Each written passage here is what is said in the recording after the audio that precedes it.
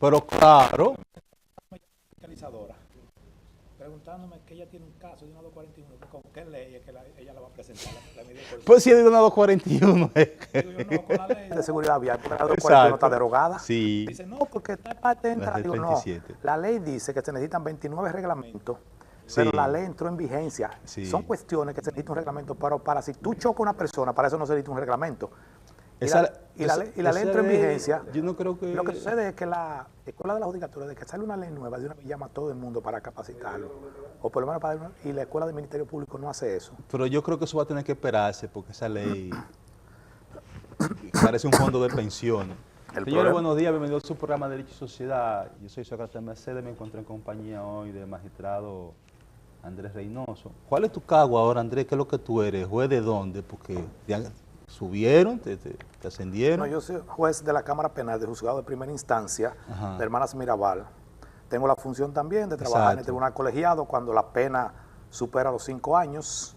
Y también tengo la función de juez de niños, niñas y adolescentes cuando se envían a juicio. Ahora bien, por un asunto de carga de trabajo de algunas cortes de apelaciones del país, el Consejo del Poder Judicial autorizó a los presidentes de los departamentos judiciales que elevaran a 7 los jueces. Ok, que lo elevaran a 7. Eso sucedió en el Departamento Judicial de Puerto Plata, en Santiago de los Caballeros, en Las Vegas y el Departamento Judicial de San Francisco de Macorís. Okay. Ramón Isidro Gil, que es juez de la Cámara Penal de este Distrito Judicial de Duarte, Ajá. y yo estamos de manera interina funcionando como jueces de la Corte de Apelaciones Penal. O sea, que tú tienes un ajetreo fuerte, sobre todo con materia penal, con diferentes jurisdicciones. Bueno, el trabajo ha aumentado, ciertamente, porque aunque uno sea juez penal, pero las exigencias son mayores. Claro. Porque ahora mismo nosotros tenemos que conocer todo lo que tenga que ver con apelaciones, desde Samaná hasta Salcedo. Por eso. O sea, una mayor carga de trabajo, pero eso está bien. Obliga a prepararse más uno, le dan más 4, seguro. El dinero es lo de menos, lo importante es la No capacitación. es lo de menos, que con el dinero no puede hacer lo de menos. Hay que ustedes el dinero es lo de más. El dinero tiene que ser lo de más. Un juez que hace lo que tú estás haciendo, debieran ganarle 400,000 pesos, debieran estarle dando.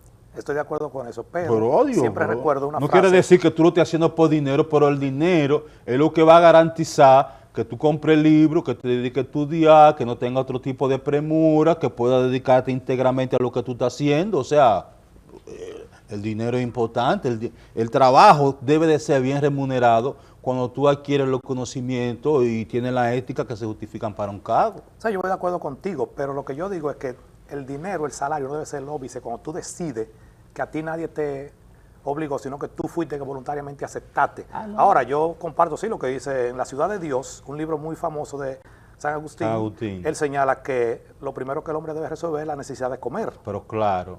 Entonces, el salario debe ser proporcional al trabajo que se La ejerza. primera deber del hombre es existir. Miren aquí. ¿Cuál es? Esta. Ahí dice Nuevo Código Penal de la República Dominicana, ley número 550-14. Aunque tenga ese título y está circulando, realmente el Código Penal no ha entrado en vigencia. No ha entrado en vigencia porque después de que en el año 2014, creo que fue 2014, el presidente de la República le hizo unas observaciones al código, se interpuso una acción de inconstitucionalidad y el código hubo que conocerse de nuevo. Se conoció de nuevo, se envió al presidente de la República.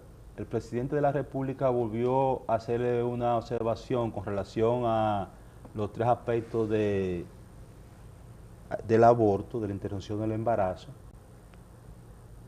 Inexplicablemente, en el Senado de la República, estas observaciones del presidente de la República fueron rechazadas. Entonces, el proyecto se encuentra ahora en la Cámara de Diputados, que ya lo sometió a su Comisión de Justicia, y que el martes va a rendir un informe con relación a eso. Si la Cámara de Diputados de la República Dominicana actúa igual que el Senado y rechaza las observaciones que hizo el presidente de la República, tenemos un código que se convirtió en ley. Hay que esperar un asunto de inoplazo ahí. Si falla en sentido contrario, si no lo acoge y acoge algunas de las sugerencias que hizo el presidente de la República, ahí tenemos un gran problema y vamos a tener que esperar no sé cuánto tiempo más para tener nuevos códigos. ¿Es así? Bueno, para no confundir, ese código que tú señalaste, que estaba marcado con la ley 550-14, al ser promulgado, entraba en vigencia. Tenía una vacatio ley hasta el año 2015. Luego, una semana antes de que entrara en vigencia, el Tribunal Constitucional, por un procedimiento, no tiene nada que ver con el contenido del código, sino fue con el procedimiento. Fue formal. Lo declaró claro, inconstitucional. Formal, claro que sí. Ahora bien, ya se ha discutido, las personas que estamos estudiando el código, que independientemente cuál sea la decisión, va a terminar en el Tribunal Constitucional. Sí. ¿Por qué? Porque ese código solamente está en discusión un artículo, que es el 111, sí. El 110, 111 y 112 prácticamente.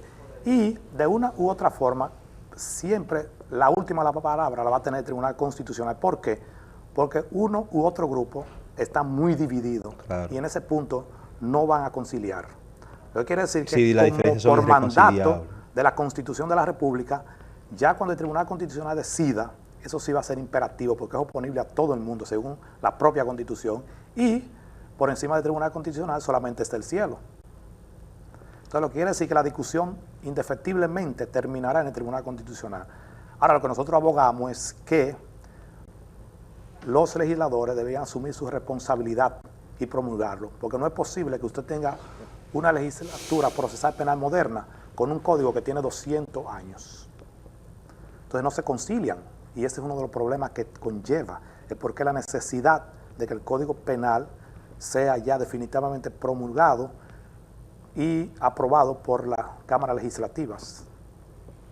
Ya vamos a estar pendientes de la Cámara de Diputados. Sí, eso depende de la política que decida asumir ahora el presidente de la República con relación a lo que le pueda mandar a sus diputados, porque si se aprobó ahí, y olvídate que el Tribunal Constitucional va a hacer lo mismo. Eso aquí es la cosa. Ellos mismos han dicho que el asunto de la interrupción del embarazo lo van a dejar que sea por una ley especial. Eso se planteó en la observación que se hizo antes, pero eso se rechazó. Eso fue que se rechazó de plano. Cuestión que yo no veo por qué, si el código está ahí, se tiene que mandar una ley especial, porque la ley especial lo que trae más problemas. País no se puede cargar de leyes. Eso es un disparate, eso es un disparate. Andrés, las novedades que trae este código con relación al código anterior, los principios, el cambio de paradigma, háblanos de él. Bueno, lo más importante es que el Código Penal concilia con el Código Procesal Penal, con los diversos tratados de derechos humanos y con la Constitución, ya que este código comienza por una serie de principios que, contrario al código que nosotros nos rige, no tiene principios, no tiene derechos fundamentales. Sin embargo, este código concilia y recoge todo lo que es desde el artículo 1 hasta el 28 del Código Procesal Penal, pero también lo que señala la Constitución de la República desde el artículo 38 hasta el 69, y que se podría extender hasta el 74, porque el 74 tiene un aspecto fundamental que te lleva a que pueda ser una mayor aplicabilidad, porque deja entrever que cuestiones que no estén en los aspectos desde el 38 hasta el 69, por el 74.2, tú podrías resolverlo. Ahora bien, te enseña los principios. ¿Qué es lo primero que dice el código? Que se debe respetar la Constitución, los tratados y los diversos precedentes, y una figura nueva. Te menciono por eso el precedente, porque nosotros no tenemos como figura el precedente, aunque sí lo conciliamos. Tú te das cuenta que en los Estados Unidos de Norteamérica, cuando se presenta un caso que parece novedoso, nadie se va a la Constitución ni a los libros. Todos se van a cualquier tribunal, por pequeño que sea, sí, por que cualquier demarcación, a ver qué dijo ese tribunal. Sí. Y por ahí se ve. Entonces, ya nosotros tendremos que tener pendiente del precedente, aunque el Código Procesal Penal recoge el precedente, pero todavía los estudiosos de derecho no se han centrado en la importancia de eso. ¿Por qué? Porque en lo que tiene que ver con la apelación, dice que el recurso de casación procede cuando la Corte ha fijado una línea jurisprudencial y se aparta de ella. Sí. Quiere decir que te está hablando del precedente. Ahora, no quiere decir que tú como juzgador o como tribunal no puedes apartarte del precedente. Lo que la exigencia te lo hace saber la Suprema Corte de Justicia y el Tribunal Constitucional es que tú debes fundar el por qué tú te apartaste. Si tú marcaste una línea jurisprudencial y ya el ciudadano, el estudioso de derecho, sabe que el tribunal, pero de repente hace así y sube, pero el ciudadano tiene derecho a que tú le funde y le justifique por qué tú volviste. Y esa es una de las novedades mayores que trae el Código Penal, el precedente. Otro punto es que una novedad de la más importante, que fue por una irresponsabilidad de la Suprema Corte de Justicia históricamente, que se hizo una mala interpretación, y es que aquí la persona que se beneficia de delito conlleva una sanción menor que al que ejecuta. Y cuando tú estudias los diferentes códigos penales del mundo, todo el que se beneficia de un delito, si se va a juzgar, la sanción es mayor que el que lo ejecuta. Y es la famosa interpretación del autor intelectual, que aquí se le equiparó al cómplice. Y la norma dice que el cómplice se castigará con la pena inmediatamente inferior. Pero ¿quién es que se está beneficiando con él cuando se trata de autoría intelectual? Una persona que le paga a otro, que manda a otro, sea por diferente, sea que le pague materialmente, sea que sea por amenaza, por dádiva, o por las razones que fuera, pero ese que directamente se va a beneficiar de ese hecho. El inductor ahora en el Código Penal nuevo. Y el autor mediato también puede irse por ese lado. También son figuras nuevas que recoge este código nuevo, que la Suprema Corte de Justicia, por una interpretación que le hizo, equiparó al autor intelectual con el cómplice. Pero yo pienso que hay una diferencia, o sea, entre lo que es el instigador y lo que es el autor mediato. El autor mediato no tiene conocimiento de que se va a cometer una infracción, aunque utilicen algo para un medio. El ejemplo que se ha puesto más corrientemente es en un restaurante, una persona que lleva un veneno y se lo manda a otro a través de un mozo que no sabe que tiene veneno y se produce el envenenamiento de una persona. Ahí se aplica la teoría del autor mediato porque el mozo no sabía que estaba envenenando a una persona, aunque él fuera materialmente a través de quien se ejecutó ese hecho, pero quien se benefició de eso o quien tuvo la conducta que describe el código es el que manda a hacer eso. No, perdón. Ajá. Tú tienes razón en ese punto. Cuando yo lo equiparo al autor inmediato y al instigador, ciertamente son dos figuras diferentes. Correcto. Yo te lo pongo como un ejemplo y un ejemplo clásico que pone la doctrina del autor mediato es, tú sabes que por un asunto de un tratado internacional para prevenir el lavado de activos y el tráfico de dinero, cuando tú entras a cualquier país del mundo con una cantidad mayor a $10,000, tú debes declararlo. Tú puedes entrar con la cantidad que fuere necesaria, no importa. Tú puedes entrar con $10 millones. Lo que el Estado quiere es que tú lo declares para que se evite que sea dinero ilícito. Entonces, y un ejemplo clásico que trae Junte Jacob es el padre que utiliza al niño y le mete, por ejemplo, $20,000 a Correcto. su hijo o a cualquier amigo en una valija. Correcto. El niño no sabe que lleva eso y que eso es ilícito. Sí. El padre sí lo sabe. Ahora, el instigador es lo que muchas veces se da aquí en los barrios. Una persona que incita a otro a que cometa un hecho. Claro, Sí, claro, son dos figuras básicamente claras. el que contrata al sicario y que le paga a otro para Lo que yo te mate. quiero decir es que el código este código lo define y el código actual que nos rige no lo define. Entonces, es cierto. te da las diferentes versiones de cuándo es un autor. Es claro, Ahora porque te deja aquí claramente- hubo mucha, eso estaba más contemplado en doctrina y en jurisprudencia que en asuntos de derecho positivo. Y siempre la jurisprudencia trae un problema, porque tú sabes, por ejemplo, aquí se sentó un precedente, una jurisprudencia que yo no la comparto, que se le dio una autoría mediata. Y yo digo que la autoría mediata, para mí, quien debe resolverlo es el legislador, no un tribunal a través de una decisión. Claro, tratándose de derecho penal. Los principios que trae el Código Penal, ¿cuáles son los más importantes? Hay dos que a mí me llaman mucho la atención, que es el principio de lesividad y el principio de legalidad. O sea, tiene que haber un bien jurídico afectado para que se pueda producir un plano conflictivo con relación a lo que establece ahora el Código Penal, que el Código Penal cambia de paradigma y se basa en lo que es la teoría del delito. Lo que se castiga es una conducta típica, antijurídica y culpable, que fue un concepto desarrollado en la dogmática alemana desde el año 1884, desde el mismo tiempo que tiene nuestro código, pero que nosotros durante todo el desarrollo de nuestro código penal lo que asumimos fue la interpretación francesa, que fue el código que aplicamos durante tanto tiempo. Tú sabes que en el derecho europeo existen tres escuelas básicas que son la del common law, la francesa y la dogmática alemana. La dogmática alemana es la que ha prevalecido en la mayor parte del mundo y ahora a República Dominicana llega esa dogmática alemana a través de la teoría del delito que te cambia la configuración del asunto. Te dice ahora, lo que se castiga es una conducta por comisión u omisión, pero tiene que existir un dolo.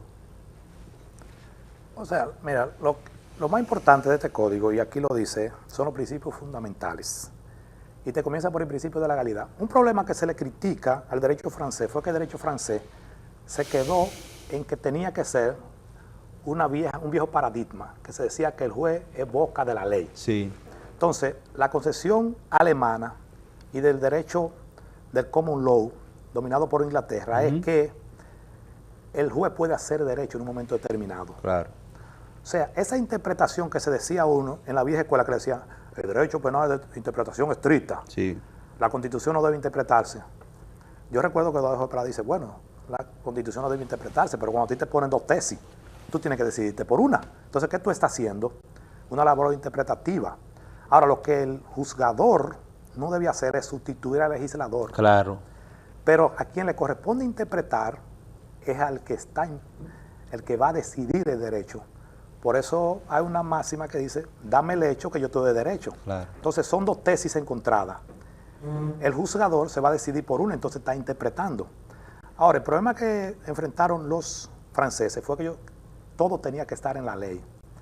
Por eso tú ves que en Francia no existe un tribunal, no declara inconstitucional una ley, contrario a que nosotros sí podemos hacerlo. Y aún creándose el tribunal constitucional, todos los jueces del país pueden declarar inconstitucional una norma. Claro. Y decretarla ahora. Son conceptos diferentes que tenemos ya en nosotros. Se aplica para un solo caso. Lo que sucede es que este código que nos rige a nosotros fue una serie de estudiosos de derecho en América Latina.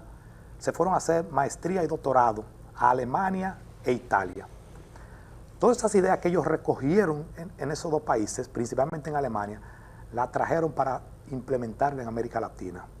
Ahora bien, el error que se comete muchas veces es que las situaciones que se dan en una provincia de Argentina no son las que se dan en República Dominicana. Y por eso decía Fabio Guzmán que el derecho debe ser como una ciencia social adaptada a la sociedad que nos corresponda. Claro. Entonces, a veces es el choque que puede tener el derecho penal, porque lo que se da en una jurisdicción, las características propias que se dan en Colombia no es la que se dan en la República Dominicana, aunque hay una serie de delitos o de situaciones que son comunes. Entonces, lo que se debe de adaptar. Entonces, este código, con el asunto de los principios, lo que ha hecho es pegarlo, traerlo. Ese principio que te señala, principio de legalidad. La forma más sencilla que yo he analizado siempre, una conducta, por aberrante que nos parezca, no puede ser sancionada ni castigada si el legislador no lo dice. ¿Cómo se castiga y con qué se castiga? No es lo que a nosotros nos parezca, sino el legislador es que debe hacerlo. Y otro punto que tú señalaste, que tiene que ser un bien jurídico. Y los bienes jurídicos son también lo que señala el Código Civil de la República Dominicana. Si no hay una lesión a un bien jurídico, no se persigue a una persona por esa conducta. Entonces, lo que tú dices es la conducta lo que se castiga. Claro. Por eso, el día pasado, ahora que tú traes eso, yo fui a una actividad educativa, a un grupo de derecho de la Universidad Nordestana, y comencé poniéndole un ejemplo de algo que había sucedido recientemente aquí en San Francisco de Macorís. Y es que yo me enteré en la prensa que el Ministerio Público había visitado diversos centros de diversiones y había incautado la famosa juca. Y yo dije, bueno, pero ¿en base a qué? Porque hasta donde yo sepa, es un instrumento que los musulmanes y los árabes lo están utilizando hace más de 2000 años. Y no está prohibido, y la misma Constitución dice que lo que no está prohibido está permitido. Ahora, yo decía, muy bien, si usted le echa sustancia prohibida, usted se lo lleva por la sustancia, no por el aparato, pero si la persona le está usando un tabaco que se usa para eso, o un agua que se usa para eso, no hay ningún delito, ninguna sanción. Ahora, si el dueño del negocio dice que aquí por el humo que le molesta a ciertos clientes, usted está en un área X, como el área de los fumadores, es diferente. Pero a una persona no pueden llevar una juca, como recientemente en Semana Santa hizo un coronel en Santo Domingo, que iba a los barrios, que la gente de Semana Santa sacaban su piscina, sacaban su juca y le rompía la juca. Y decía, bueno, debe aparecer alguien que demande a esa persona en daños y perjuicios, porque ¿cuál es la prohibición? Entonces, el código recoge ese principio que es un bien jurídico y que esté protegido. Y por eso tenemos que acudir al derecho civil para ver cuáles son los bienes jurídicos en protección. Y un principio que trae también muy importante el código es el principio de territorialidad de la ley. Siempre ha sido un problema aquí, y yo recuerdo, y tú seguro lo recuerdas, porque en ese tiempo, aunque tú no estabas metido a derecho, yo creo que tú estabas, o recién había terminado la carrera de ingeniería, y todavía no te había inmiscuido tanto en el derecho, pero yo recuerdo que aún cuando tú eras ingeniero, cuando iba con tu hermana, teníamos una discusión de derecho, porque tú siempre has tenido esa vena de jurista, Sí. que era de la territorialidad, de que aquí se estaban juzgando una persona porque mató a otro en Estados Unidos y salió y vino y fue juzgado aquí. Y yo recuerdo que quien presidía esa cámara era Aníbal Medrano, y el señor se hizo más famoso el caso porque era un señor muy famoso que rentaba guagua. Tú recuerdas, el nombre ahora no, pero era un señor que todo el que iba a hacer viaje para Santo Domingo, para donde sea, ese señor le rentaba su vehículo. Y un hijo de él fue asesinado en Estados Unidos y fue juzgado aquí. Sí. Según este código, por la territorialidad de la ley, habría que ver si se va a aplicar o no. Ese es un principio. Otra cuestión muy importante. Eso ha sido atenuado por asuntos de tratados, sí. de vaina, eso tiene... No, y ya, como está el asunto de la cooperación internacional, tú sabes que ya ahora no es tan difícil que se extradite una persona. No pasa nada con eso. El problema siempre va a suceder cuando se trata de un ciudadano norteamericano que comete un hecho aquí y se vaya. Estados Unidos nunca ha extraditado a un ciudadano. Creo que extraditó uno solo y fue a Alemania. No, pues ellos son el imperio y ellos tienen el control de eso. El asunto del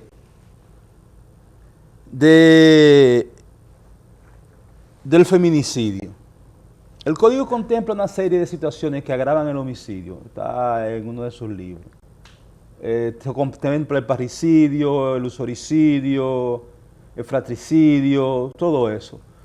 Pero hay gente que le ha dado la interpretación de que cada vez que un hombre mate a una mujer, estamos hablando de feminicidio. Sin embargo, yo escuché a Miguel Valerio y vi de que eso no puede equipararse, porque si ya está condenado el usoricidio y si no se establece que hay un vínculo entre un hombre y una mujer en que el hombre esté intentando o haya tenido una relación sentimental con una mujer, no se puede castigar el homicidio de cualquier mujer por parte de un hombre como un feminicidio. ¿Qué tú piensas de eso? No, que ciertamente el hecho no se trata de feminicidio porque un hombre mate a una mujer, sino es por cierta característica que tienen que darse. Que hayan sido pareja, hayan convivido o que convivan. Ahora, un punto que trae, que a nosotros nos llama mucho la atención, es que pretenda tener. Sí. Ese es el punto que va a caer en la interpretación. Tú recuerdas que cuando nosotros éramos niños, ya ahora no se usa mucho porque la sociedad ha cambiado mucho, pero tú te acuerdas que decía, fulanito le está haciendo esquina a fulanita. Por ahí cuando nosotros estábamos en la escuela estudiando ese puntito, por ahí fue que nos fuimos para la interpretación. Porque como ese punto es muy subjetivo. Ahora, es muy subjetivo, pero a veces también se mandan señales. Sí, pero ese punto tiene viso de inconstitucionalidad. Sí, para aplicar una sanción penal, el juez tiene que tener claro dónde comienza una cosa y dónde termina. Ese es uno de los problemas que hay y que existían en el viejo código con relación a la tentativa de homicidio. El código no te establece cuándo comienza a ejecutarse el homicidio y cuándo termina de ejecutarse esa supuesta tentativa para poder establecer una pena. Entonces, cuando tú dejas aspectos fundamentales para tipificar un delito a la interpretación del juez, eso tiene viso de inconstitucionalidad, porque la ley tiene que decir claramente cuáles son los elementos que están prohibidos y dónde comienza una cosa y dónde termina otra. Es que ciertamente es así, porque el legislador, y eso es una de las críticas que uno le hace, que se olvida. El artículo 4 del Código habla de la interpretación estricta de derecho penal. Claro. Entonces, cuando te manda al artículo 100... Y dice que tú no puedes interpretar ninguna otra norma. Entonces, cuando te manda al artículo 100, así, entonces choca. ¿Por qué? Un legislador no puede dejar algo que sea subjetivo, porque como un ciudadano común interpreta que fulanito pretende tener una relación con una mujer, tendría que ser de un año que le mande señales muy claras. Pero como quiera, siempre va a tener problemas porque va a entrar dentro de la subjetividad. La subjetividad de que está juzgando. Yo recuerdo que aquí vino un tratadista de derecho venezolano, que era a la sazón en ese momento presidente de la Asociación Latinoamericana de Derecho Penal. Y él decía, criticándole a algunos jueces que dicen, yo no le creo a un testigo porque se puso nervioso, se puso esto, bueno, entonces le decía, bueno, pero usted es psicólogo o es juez. ¿Por qué? Porque usted tendría que determinar qué puso nervioso a ese ciudadano. No es fácil cualquier ciudadano común sentarse en un estrado con un buen interrogador y no sentirse nervioso, no porque esté hablando mentira, es por el escenario. Y hay comunicadores profesionales que se ponen nerviosos, eso no tiene que ver. No, eso es natural. Eso es exacto. Entonces eso no quiere decir que la persona esté hablando mentira. Claro que no. Entonces eso siempre va a caer dentro de la subjetividad. Claro que sí. Y un código tan moderno y como está, eso se debería prever, porque choca con el mismo articulado al inicio, que son lo que el juez va a tomar como base para guiarse por los demás artículos hasta el final del código, y lo que dice la Constitución y lo que dice el Código Procesal Penal, de los principios. Entonces, cuando te lo deja así, que pretenda tener, te lo deja muy dentro de la subjetividad. Es como un artículo que tú mencionaste, y el día pasado nosotros lo estuvimos discutiendo. Hay un puntito de la legítima defensa que va a traer serios problemas y nosotros lo discutimos. Sí. ¿Por qué? Porque te lo da la interpretación. Si tú quieres, con el permiso, te le doy lectura para que tú veas no hay problema. Este puntito, que a mí me llamó mucho la atención.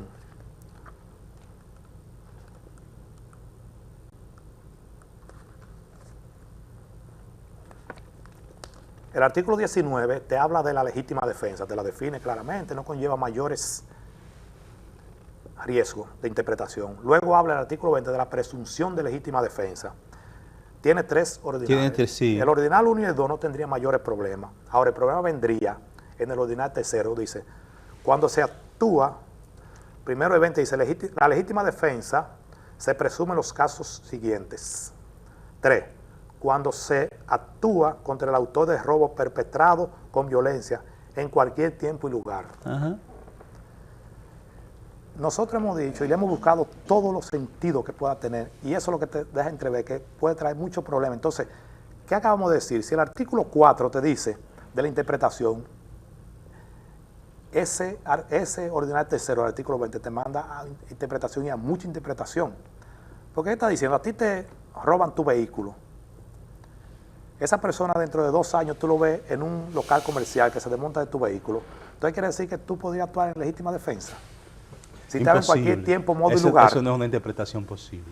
Entonces no, pero cuando tú lo lees de manera exegética. Sí, pero eso es. Entonces, por eso, eso son vainas. Por eso que el legislador debería borrar esa parte. Además de que esas 3 partes que plantea como presunción de la legítima defensa no lo involucran a todos, esas son donde realmente se presumen, pero hay muchísimas cosas que se pueden invocar como legítima defensa. Déjame decirte algo. La reincidencia. El código te plantea la reincidencia como una causal del agravamiento de la pena de la que tú puedes ser objeto. Cuando uno estudia el derecho constitucional te plantea que cuando tú has cometido un ilícito y a ti te aplicaron la pena por ese ilícito, tú compites con la sociedad y ya ese ilícito no se puede tomar como fundamento de nada porque estás violando tu derecho. ¿Qué tú piensas con relación a eso? Porque eso no parece tener ningún punto de sustentación. Yo maté en tal tiempo a una gente, pero me pusieron mis 20 años, no me pueden venir a condenar ahora y a sacarme en cuenta que yo hice eso en tal cosa y que pagarme una pena, porque ya yo cumplí. Me estarían prácticamente juzgando 1 vez y media, 2 veces por un mismo hecho.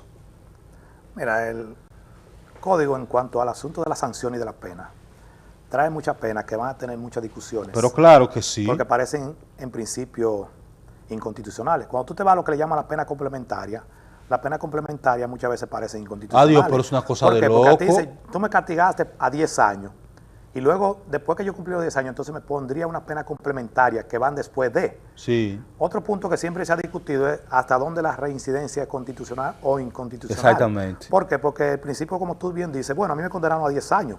yo le pagué a la sociedad. Correcto. Yo cumplí mis 10 años, yo salí y luego, ¿por qué tienen que ponerme esta como una agravante? Ahora bien, eso siempre va a traer discusiones y en la mayoría de las sociedades ha sido aceptado. Tú sabes que el derecho penal está hecho por el más fuerte para castigar a los más débiles. Claro. Inclusive, Colombia, que se toma como ejemplo a nivel mundial, no solamente de América Latina, ahora mismo el Tribunal Constitucional colombiano tiene una credibilidad una de las primeras por encima de todas las instituciones que tiene. Y sin embargo, el Tribunal Constitucional de Colombia a ti te castigan, sobre todo en delitos de corrupción, a 10 años o a 5 años, pero te inhabilitan para tú ocupar cargo por 15 años. La gente podrá decir, bueno, eso también es inconstitucional. Y ciertamente aquí lo contempla la ley 327 de carrera judicial. Si a mí me apartan de poder judicial por una conducta impropia, la ley dice que a mí me inhabilitan por 5 años para ocupar cargo público. Entonces muchos dirían, bueno, ya es una doble sanción. Entonces siempre la reincidencia va a traer ese problema y esa discusión. Y por suerte ahora tenemos el Tribunal Constitucional la interpretación que podría dar en un momento determinado. Yo pienso que pero lo que el ciudadano dice el ahora, funcionario público, lo que te fija es plazo. Yo hasta pienso dónde que el funcionario podría ser, público, que tú no vas a perseguir eso por la vida entera. El funcionario público al que se le impute un hecho de corrupción, cual que sea, ni siquiera como pena complementaria, como pena principal, anexa a la sanción penal que hay que aplicarle, tiene que hacerle la proscripción de ocupar cualquier cargo penal. Porque la corrupción no se trata solamente de un delito que afecta a la sociedad. La corrupción es un delito contra la democracia, o sea, contra el sistema en el cual se sustenta toda nuestra vida republicana. Entonces, ese tipo de infracciones tienen que tener mayor tipo de pena. No es posible, por ejemplo, cómo se castigan aquí las infracciones que cometen los funcionarios públicos, que si el cohecho, que si lo que sé yo qué, que si no la presentación de declaración jurada, pena de... ¿Tú sabes lo que ese Código Penal contempla? Te quiere decir que va a traer un problema, mezclándote las cosas, porque yo sé que el tiempo no nos va a dar. La sustracción de menores, de una menor de 16 años, está contemplado con una pena de 10 a 30 años. Mira, Sócrates, adelante. Mira, yo el día pasado estuve hablando con un amigo, que él en ese momento era el regidor, y él me estaba estrujando en la cara que nosotros como juzgadores descargábamos a una persona, por ejemplo, que cometió un homicidio, un delito cualquiera. Y yo le decía así como amigo, bueno, eso no me hace sentir tan mal. Sin embargo, yo me siento mucho peor, que yo te vi a ti retratado o fotografiado con fulano de tal, y para mí, la persona que comete un delito de corrupción en un cargo público merece una pena 20 veces mayor que una persona que comete un homicidio. Claro. Y la sanción debe ser mayor. Claro. Y yo como pongo como ejemplo, tú te recuerdas... El viejo rico afectado tú recuerdas cuando a Pirro lo juzgaron por apostar. Sí. El comisionado de béisbol en ese momento era Barley Yamati, si mal no recuerdo. Y él utilizó una figura que se utilizaba en la Edad Media. Él decía, cuando usted ocupa un cargo o una función que le sirve a la mayoría y usted lo tiene como ejemplo y usted comete un hecho, usted está obligado, mayor. Sí, usted está obligado. Y yo voy de acuerdo. Y mira, si analizamos la Constitución, yo ahora mismo no te voy a mencionar el artículo porque no lo tengo, pero la Constitución dice, uno de esos artículos, que cuando se trate de delitos de corrupción, las ventajas procesales pueden ser reducidas con relación a un ciudadano común. Lo que quiere decir que yo comparto ese criterio, que la persona que comete un hecho de corrupción en una función pública, su sanción debe ser mayor y puede ser inhabilitado para que de por vida no ocupe un cargo público. ¿Por qué? Porque solamente cuando una persona sustrae el dinero, por ejemplo, de un hospital, no es una persona que está afectando a la colectividad. Completa. Y solamente cuando a ti te nombran en un cargo público, ¿por qué lo único que a ti te nombran? Aparte de conocimiento, por confianza. Cuando tú rompes esa confianza, la sanción debe ser mayor que a un delincuente común. Pues además porque se supone que usted debe ser un ejemplo de comportamiento en el cargo que usted está ocupando, porque para eso lo eligieron. Porque sobre eso es que se basa la relación entre electos y elegidos. Tú eliges a personas que te venden un programa de gobierno, si tú quieres que se hace un contrato de que yo me voy a comportar de tal manera para que tú me des tu voto. Entonces, si después que yo te doy tu voto, en mi voto, tú te comportas de otra manera, tú estás rompiendo el vínculo contractual y eso pudiera ser objeto de rompimiento de ese contrato. Por eso es que hay que establecer en la Constitución la revocación del mandato, porque inmediatamente un presidente, un síndico, un regidor, un qué sé yo qué, se aparta de la conducta ética que debe de ser, se aparta de las cosas que le ofreció a sus votantes. Tiene que operarse la revocación Por eso de yo voy mandato. de acuerdo, como se estaba haciendo en un país, yo creo que era en Ecuador, en Perú. Cuando un funcionario que estaba acusado de corrupción entraba a un restaurante, podía durar la hora que duraba y no le servían. O si no, la los gente se meseros, los iba. camareros, Sí, no iba y le- lo no iba y le hicieron. preguntaba, caballero, ¿qué Así podemos mismo servir? Se se quedaban llamaba, indiferentes, así como si esa mismo. persona no estuviera. Y los comensales que estaban a su alrededor ni siquiera hacían gestos para saludarlo. Así Era es. mandándole una señal de que rompió De con reproche, esa confianza de que le reproche. dio el ciudadano al elegirlo con su voto. Aquí lo que salimos a hacerle bulla donde quiera que se aparezcan en una jipeta. Ay, pero yo siempre yo me río la forma como van las personas en esos otros países cuando los sindicalizan de cometer un hecho. Ellos van con su abogado y solo. Claro. Aquí se aparecen una serie de personajes que mejor deberían esconderse, pero ahí lo acompañan. Pero tú ves cómo van a la audiencia con 60,000 gente, está bien que sea pago, pero van y muchos van y creen que es verdad y que lo están apoyando y que son serios. Entonces son situaciones diferentes que se viven según el país donde tú vivas, pero el Código Penal de nosotros, en cuanto al que el derecho es una expresión de la clase política dominante, es una caricatura, porque es una cosa que solamente se castiga con más fuerza los delitos que tienen mayor propensión a cometer la gente de menos recursos. Yo te planteé el asunto de la sustracción de menores de 16 años. En este sentido, para que la gente la atienda. Si usted, cuando ese código entre en vigencia, tiene relación sexual con una menor, la embaraza y usted se la lleva, la muda, hace lo que usted quiera con ella. Al Código Civil haber prohibido el matrimonio de menores, este código te plantea que tú puedes tener una pena de 10 a 30 años por tú haber cometido un hecho como eso. Cuando tú tomas en consideración que el 30% de las mujeres que se embarazan o que son parturientes en República Dominicana son menores de edad, ¿qué es lo que estamos previendo o qué es lo que estamos solucionando con esto? Yo, cuando te puse anteriormente el ejemplo que te decía, tomando no una frase mía, sino lo dijo Fabio Guzmán, de que un código o una ley debe reflejar a la sociedad, la realidad que se vive en la sociedad. Y ese siempre va a ser el choque que va a traer el asunto que se ha estado discutiendo sobre las menores que sostienen relaciones. Yo tengo una amiga que ella trabaja en el departamento de jóvenes embarazadas y ella dice que es increíble la cantidad de personas, de niñas de 12, 13 y 14 años que van embarazadas diariamente. Y la modificación que se le hizo a la ley 24-27, al Código Penal, permitía, anterior a eso, que cuando una persona dejaba una adolescente grávida, si contraía matrimonio, el delito desaparecía. Después de la modificación, esa parte fue proscrita del Código Penal y ahora puede ser perseguible porque es un delito de acción pública. Sí. Ahora, ese siempre va a ser un tema de discusión. Si nosotros tenemos ahora mismo la tasa más alta de embarazo de adolescentes, Por eso. habría que determinar si lo va a resolver eso una ley penal o es asunto educativo, de educación.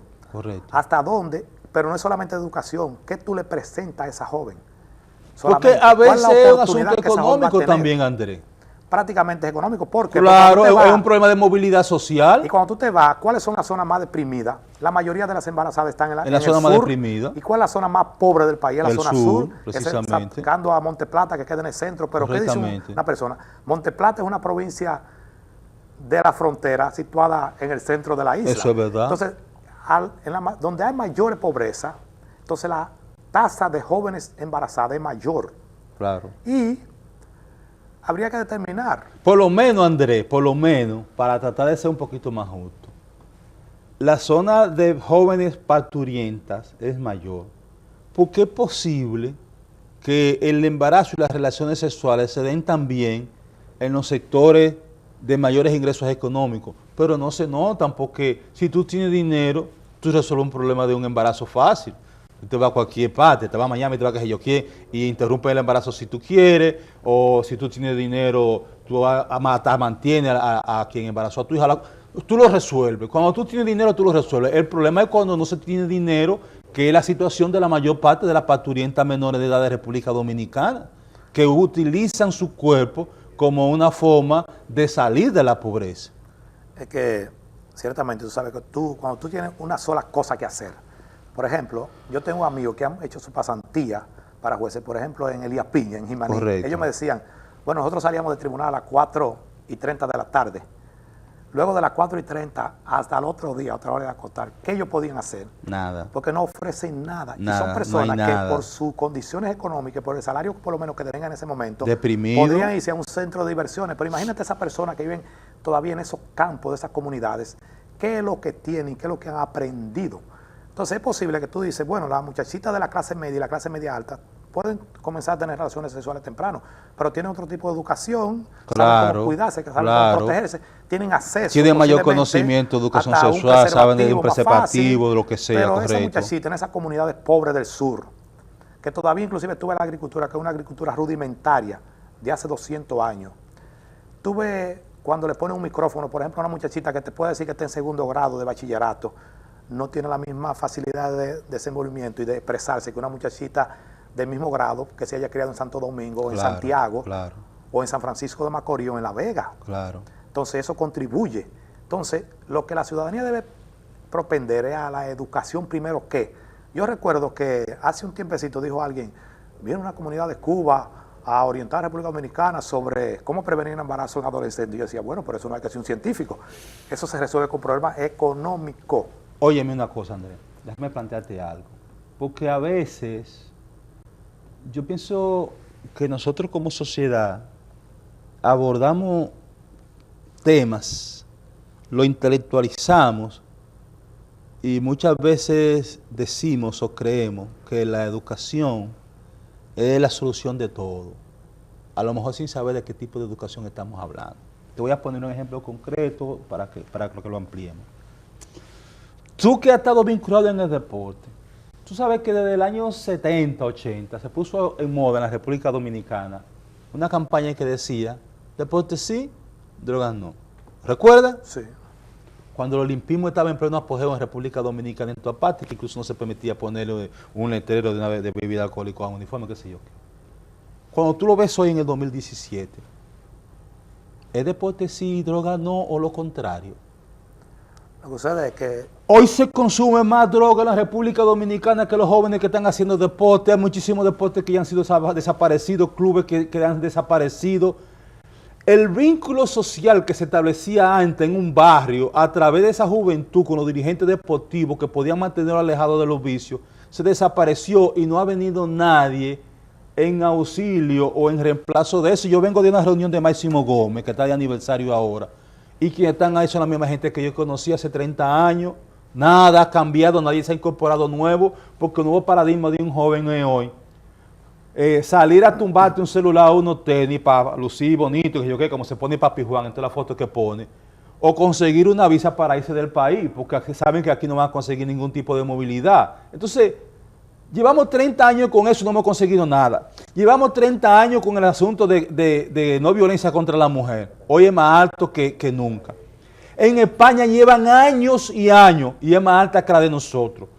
Estados Unidos duró 30 años en la supuesta lucha del narcotráfico en América Latina, que piensa retomarlo ahora, y todo el mundo admite que Estados Unidos perdió en su lucha contra la droga. ¿De qué estamos hablando? ¿Cuándo es realmente que el concepto de educación es lo que va a evitar algo que no sé, como que está acompañado de otros factores que no son nuevamente cuestión de educación?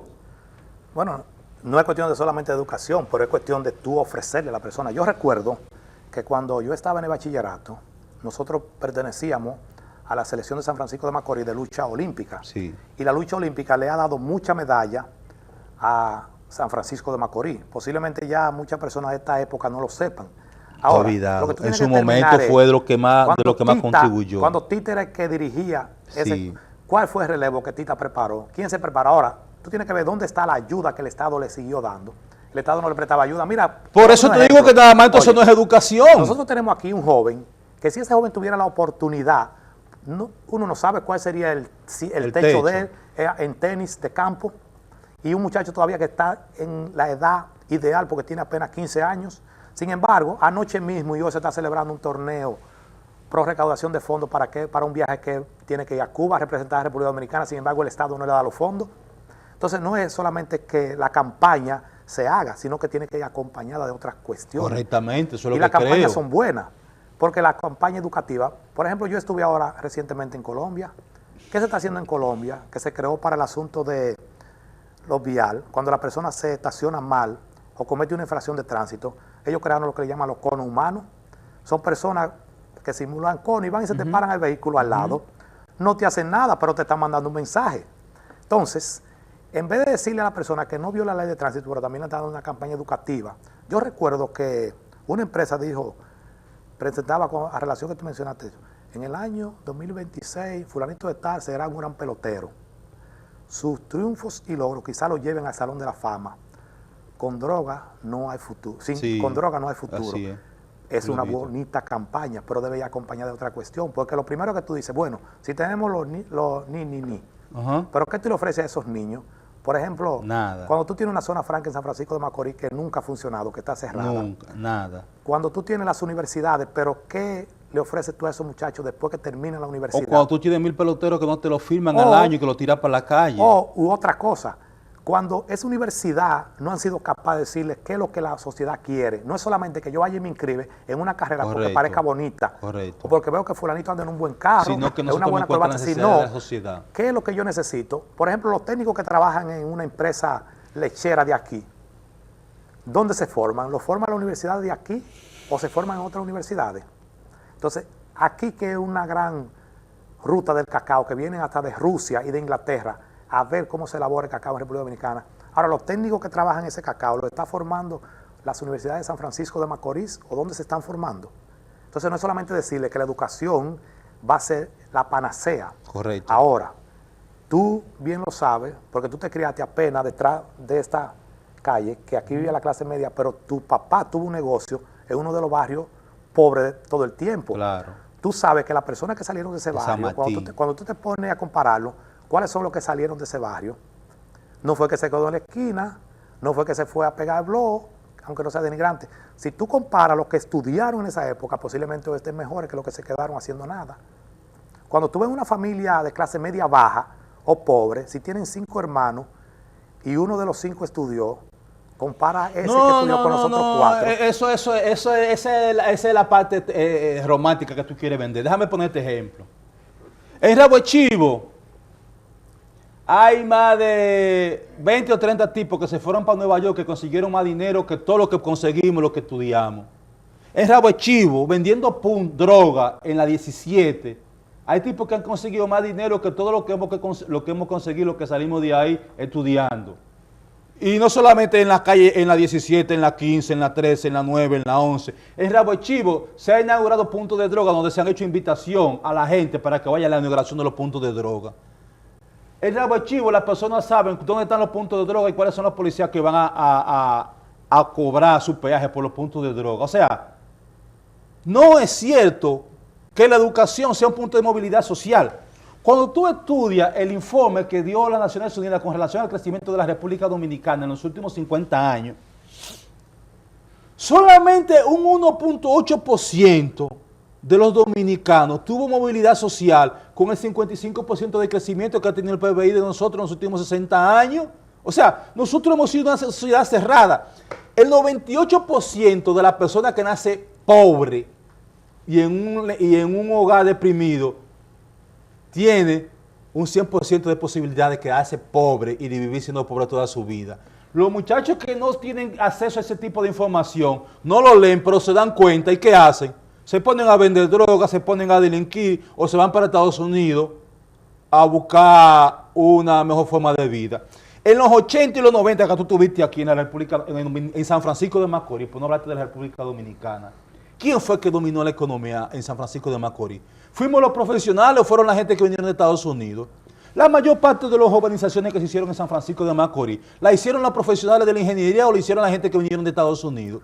Ahora, la pregunta que yo te voy a hacer es, y perdona que te pregunte porque tú eres, yo soy No, invitado. pues no estamos hablando, que lo que Ahora, no eso es un orgullo vender lo que un pueblo haya no es un crecido a orgullo, base a lo ilícito. yo te estoy diciendo la realidad, no es porque tú tengas que orgullecerte de eso, pero tú tienes que ver Pero cuál es eso- la realidad de las cosas que Ahora, tenemos. pero uno no puede vender eso.